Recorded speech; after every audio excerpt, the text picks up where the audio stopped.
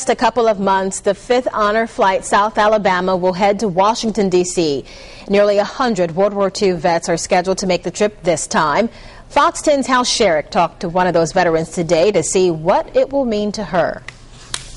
As a testimonial of her fidelity and obedience.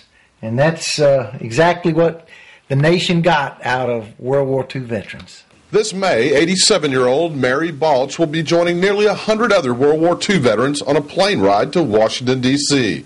This will be the 5th time in the last few years veterans from our area have made the trip to visit the World War II memorial there.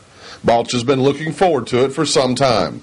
I'm looking forward to it because I'm thinking I'll be among people from everywhere in this country who have done the same thing that I did at the same time.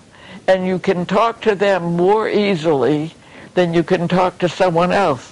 Balch was a yeoman, 3rd class in the Navy during the war, and looks forward to the time she'll spend with all the other vets.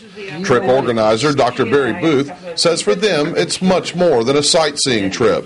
When they get to the World War II memorial, they don't necessarily get up and group together.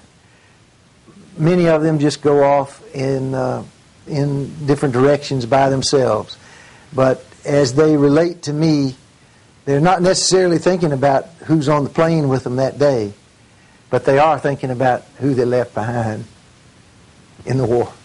Since the memorial was finished in 2004, thousands of veterans have made the trip through honor flight programs. Many of them are no longer with us, which makes these flights very time sensitive. Dr. Booth just received a questionnaire back today from a veteran that was supposed to make the upcoming trip. But Mrs. Glass returned his questionnaire, and she said, "Too late for my Joe.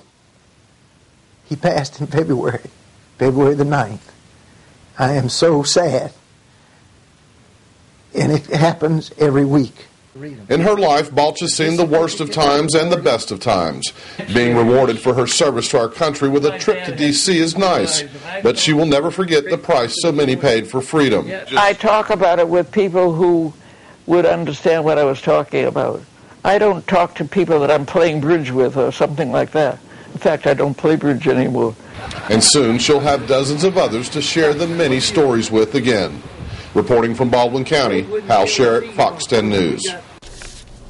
The Honor Flight program runs in 30 states, and over 50,000 World War II veterans have made the trip to Washington in the last few years. Almost 400 of them, though, have been with the Honor Flight South Alabama.